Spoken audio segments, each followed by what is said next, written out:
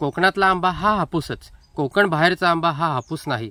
या आंब्यांची आपण काढणी करताना योग्य ती हाताळणी केली तर बाजारामध्ये नक्कीच भाव मिळतो। तर खर्च हे खूपच वाढले आहेत। त्याचं कारण असं की मुळातच फवारणीला लागणारे जे औषध आहे त्याच्या किमती वाढलेल्या आहेत, खतांच्या किमती वाढलेल्या आहेत, रासायनिक खतांच्या किमती वाढलेल्या आहेत आणि मजुरीचा खर्च सुद्धा वाढलेला आहे। रायगडमधून ही पहिली पेटी जात आहे। साधारणतः आपल्याला किती भावाची अपेक्षा आहे? पहिल्या पेटीला किती भाव मिळाला पाहिजे असं वाटतंय? साधारण या पेटीला 10,000 रुपये एक पेटीला भाव मिळावा अशी मी अपेक्षा करतो। फळांचा राजा म्हणून आंब्याची ओळख आहे आणि विशेषतः कोकणातील हापूस आंबा हा जगभरामध्ये प्रसिद्ध आणि लोकप्रिय आहे।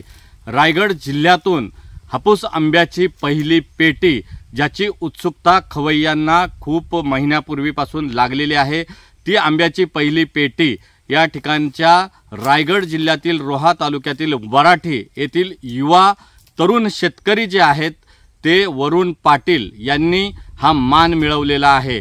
आपण त्यांच्या बागेमध्ये आहोत आणि वरुण पाटील स्वतः आपल्या सोबत मॅक्स महाराष्ट्रावर जोडलेले आहेत।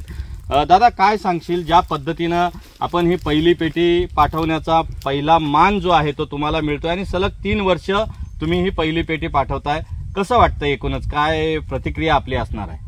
नक्कीच हा मान खूप मोठा आहे, कारण सलग 3 वर्ष प्रथम पेटी पाठवणं हे माझ्यासाठी, तरुण शेतकऱ्यासाठी एक नक्कीच मोठी गोष्ट आहे। आणि याच्यामध्ये मला माझ्या कुटुंबाकडून, माझ्या मित्रांकडून, माझ्या सगळ्या कुटुंबातल्या अजून मेंबर्सकडून खूप मदत होत असते।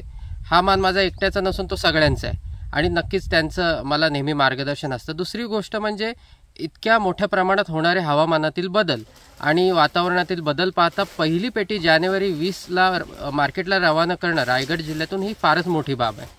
ज्या पद्धतीनं हवामानामध्ये, वातावरणामध्ये बदल होतात आणि त्या पद्धतीनं मोहर गळती असेल किंवा इतर ज्या काही प्रक्रिया हवामानातील आहेत त्यामुळं या उत्पादनावर कशा पद्धतीनं फटका बसतो? उत्पादनाला, आंबा उत्पादनाला फटका कशा पद्धतीनं बसतो? मागील 3 महिन्याचं हवामान पाहता नोव्हेंबरमध्ये आणि डिसेंबरमध्ये थंडी मुळातच नव्हती, तर नोव्हेंबरमध्ये आणि डिसेंबरमध्ये काहीशा प्रमाणात पाऊसही पडला। याच्यामुळे मोठ्या प्रमाणात किडीचा प्रादुर्भाव, तुडतुडे, त्याच्यानंतर फुलकिडे यांचा प्रादुर्भाव येतो आणि हा प्रादुर्भाव काही केल्या आटोक्यात येत नाही।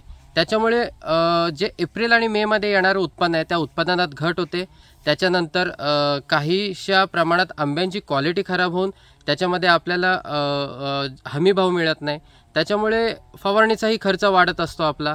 त्यामुळे ओव्हरऑल या अशा वातावरणामुळे आपल्या उत्पन्नावर नक्कीच परिणाम होतो आणि ते सगळं एक गणित घातलं तर होणारा खर्च हा नक्कीच वाढतो।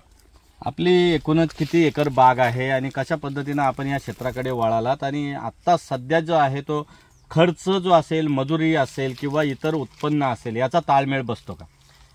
तसं पाहता ही माझं स्वतःचं क्षेत्र सुमारे 50 एकर असून 2200 झाडांची लागवड आहे आणि मागच्या 3 वर्षाचं ते 4 वर्षाचं गणित घातलं तर खर्च हे खूपच वाढले आहेत। त्याचं कारण असं की मुळातच फवारणीला लागणारे जे औषध आहे त्याच्या किमती वाढलेल्या आहेत, खतांच्या किमती वाढलेल्या आहेत, रासायनिक खतांच्या किमती वाढलेल्या आहेत आणि मजुरीचा खर्च सुद्धा वाढलेला आहे। तर आपण पाहायला गेलो तर खर्चाचा ताळमेळ काही बसत नाही आणि मागील 5 वर्ष मी या क्षेत्रात आहे।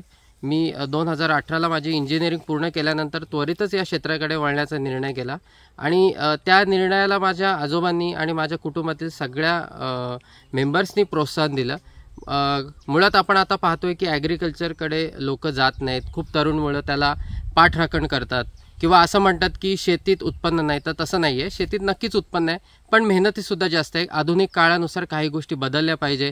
आपण स्वतः वैयक्तिक लक्ष दिलं, ज्याप्रमाणे आपण इतर क्षेत्रात लक्ष देतो त्याप्रमाणे लक्ष दिलं तर नक्कीच शेतीत उत्पन्न आहे। कोरोनाच्या काळामध्ये ज्या पद्धतीनं 2 वर्ष आंबा बागायतदार आणि शेतकरी किंवा एकूणच संपूर्ण अर्थव्यवस्थेला फटका बसलेला आहे, 2 वर्षानंतरचा काळ आणि मागच्या वर्षी जे तुमचं ट्रान्सपोर्ट, दळणवळण व्यवस्था सुरळीत झाली का? यावर्षी कशी अपेक्षा आहे उत्पादनाची किंवा या आंबा उत्पादनातून जे आता तुम्ही फळबागा या ठिकाणी बहरलेले आहेत त्यावरून उत्पादनाचा टक्का वाढणार आहे का? काय आपलं मत आहे? तसं पाहायला गेलो तर कोरोना काळात नक्कीच आंबा बागायतदारांचं खूप नुकसान झालं, कारण ट्रान्सपोर्ट सर्व्हिस अवेलेबल नव्हती, गिराईक अवेलेबल नव्हते, एक्सपोर्ट बंद होतं। पण आता बघायला गेलो तर कोरोना नंतर काहीशा अर्थव्यवस्था परत आपल्या मूळच्या जागेवर आलेली आहे। पण पाहायला गेलो तर या वर्षीचं उत्पादन हे सरासरीपेक्षा कमीच राहील. कारण आत्ता पाहायला गेलं तर खूप ठिकाणी मोहर आलेला आहे, परंतु त्या मोहराला आंबा लागण झालेला नाही. तर एप्रिल आणि मे मध्ये होणारं उत्पादन हे सरासरीपेक्षा कमीच राहील. एकूणच आता जो आपली पहिली पेटी जाते, कसं समाधान आहे आपल्याला की यापुढं अजून कशा पद्धतीनं जास्तीत जास्त माल किंवा हा रायगडचा जो हापूस आंबा आहे, विशेषतः रत्नागिरी किंवा चिपळूण या ठिकाणचा हापूस आंबा आहे, परंतु आपण बघतोय की परदेशात देखील दरवर्षी आपला हा आंबा जातो आणि परदेशातील लोक देखील या रायगडच्या हापूसला पसंती देतात. काय सांगाल, कोणकोणत्या प्रकारचे आंबे असतात, परदेशात कशा पद्धतीचं ट्रान्सपोर्ट होतं? तसं पाहायला गेलं तर हापूस, कोकणातला आंबा हा हापूसच, कोकण बाहेरचा आंबा हा हापूस नाही. हे आपल्या कोकणासाठी GI मिळाला आहे सेंट्रल गव्हर्नमेंटकडून. आणि रायगडचा विचार केला तर रायगडमध्ये सुद्धा आता खूपशा मोठ्या प्रमाणावर लागवड झालेली आहे. मुळात रायगडमध्ये सुद्धा आता हापूस आपण पकडला तर हे मुख्य आंब्याचं जात आहे. पण केशर सुद्धा आहे, राजापुरी सुद्धा आहे, तोतापुरी सुद्धा आहे. केशर या वाणाला सुद्धा खूप चांगल्या प्रकारचा भाव मिळतो. केशरचे सुद्धा लागवडीचे फायदे आहेत. आणि परदेशात पाहायला गेलो तर केशर सुद्धा जातो, अगदी राजापुरी सुद्धा जातो आणि हापूस सुद्धा जातो. फक्त या आंब्यांची आपण काढणी करताना योग्य ती हाताळणी केली तर बाजारामध्ये नक्कीच भाव मिळतो. रायगडमधून ही पहिली पेटी जात आहे. साधारणतः आपल्याला किती भावाची अपेक्षा आहे? पहिल्या पेटीला किती भाव मिळाला पाहिजे असं वाटतंय? साधारण या पेटीला 10,000 रुपये एक पेटीला भाव मिळावा अशी मी अपेक्षा करतो. एकूणच जो आता आपण बघतोय की बाहेरचा जो आंबा या ठिकाणी येतो, कर्नाटक असेल किंवा इतर राज्यातून परराज्यातून आंबा येतो, त्याच्या चवीमध्ये आणि ह्या चवीमध्ये फरक असतो. त्यामध्ये काही फसवणूक वगैरे होते का? कोकणचा आंबा सांगून तो विकला जातो का? असं कधी काय निदर्शनास आलंय का? नक्कीच. कर्नाटकातला आंबा हा जरी हापूस सारखा दिसत असला तरी तो हापूस नाही. विचार केला तर दोन्ही आंब्यांच्या चवीमध्ये काहीच साम्य नाही. रायगड किंवा रत्नागिरी, सिंधुदुर्ग किंवा कोकणातला हापूस हा नक्कीच खायला कर्नाटकच्या आंब्याच्या तुलनेत फार श्रेष्ठ आहे. गोडवा पाहायला गेलो, रंग पाहायला गेलो आणि तसा आकार, तर हा नक्कीच कोकणातला हापूसचा वेगळा आहे. आणि तसं पाहायला गेलो तर आज आपण म्हणतो की कर्नाटकचा हापूस, तो आंबा हापूस नाहीच आहे, तो कर्नाटकचा वेगळा आंबा आहे. कारण हापूस आंब्यांचं मानांकन फक्त कोकणाला मिळालेलं आहे.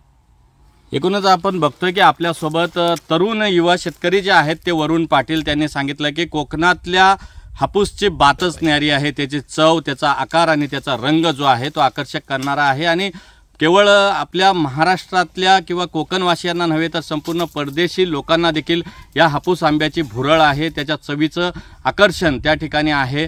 त्यामुळं आता लवकरच ही पहिली पेटी या ठिकाणी बाजारात जात आहे.